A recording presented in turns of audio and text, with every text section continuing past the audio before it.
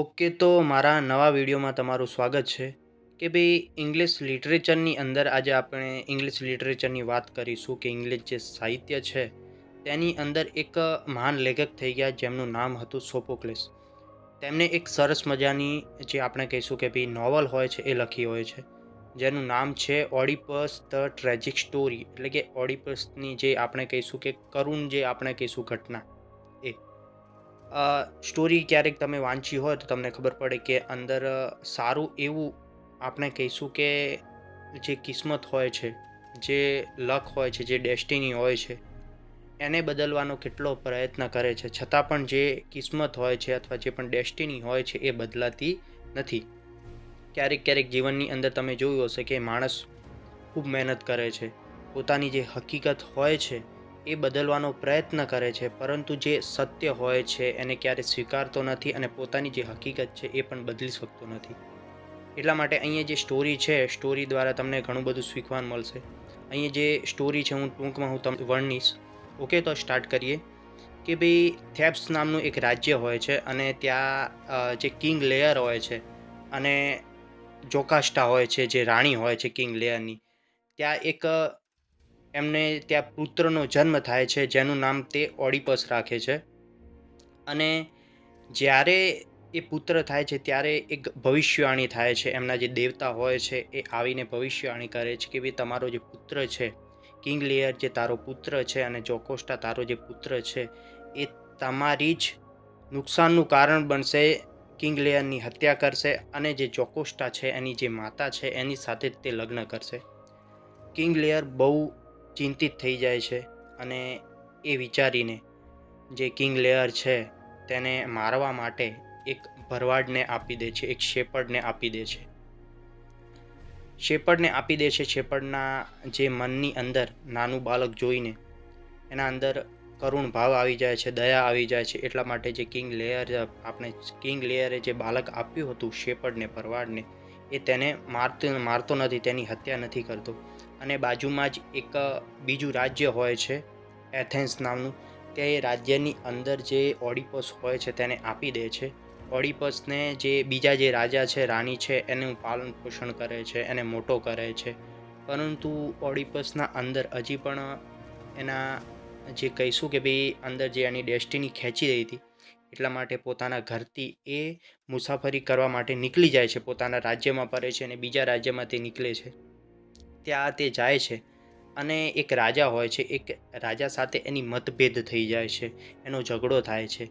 અને બંને જે હોય છે, જે રાજા સાથે ઝઘડો થયો હતો અને ઓડિપસ, બંને ઝઘડે છે અને લડાઈ થાય છે. અને લડાઈની અંદર જે ઓડિપસ છે તે રાજાને મારી નાખે છે, તેની હત્યા કરી નાખે છે.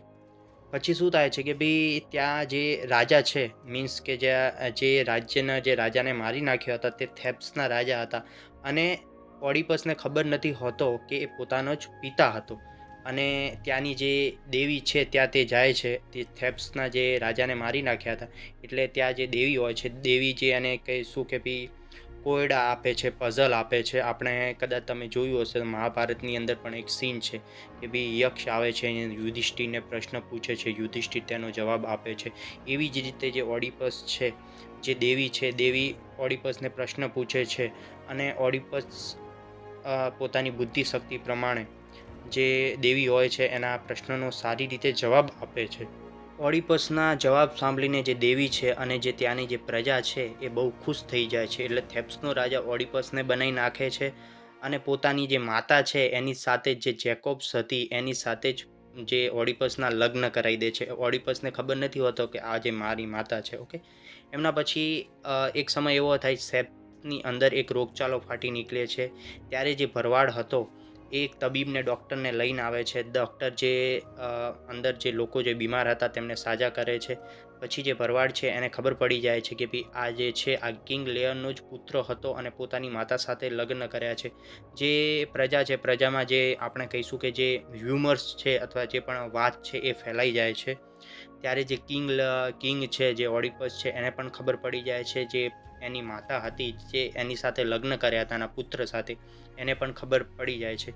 એટલે જે આપણે કહીશું કે એની જે માતા છે જેકોબ્સ, એ આત્મહત્યા કરી લે છે કે પોતાનું જે હોય છે કે ભાઈ એક્સપ્રેશન હોય છે અથવા જે પણ લાગણી હોય છે એના ઉપર હાવી થઈ જાય છે. એટલે જેકોબ્સ હોય છે એ આત્મહત્યા કરી લે છે અને અંતે જે ઓડિપસ છે, ઓડિપસ પોતાની જે આંખો છે એ ફોડી નાખે છે અને આંખો ફોડીને પોતાના રાજ્યથી નીકળીને ભટકીને અને તેનો અંત થાય છે. આવી જ રીતે જે સ્ટોરી છે એકદમ અમેઝિંગ સ્ટોરી છે, ક્યારેક વાંચવા જેવી છે. ક્યારેક તમે કદાચ ઇંગ્લિશ લિટરેચર તમારા કોર્સની અંદર હોય તો જે સોફોક્લેસની જે ઓડિપસની જે વાર્તા છે એ તમારે વાંચવી જોઈએ.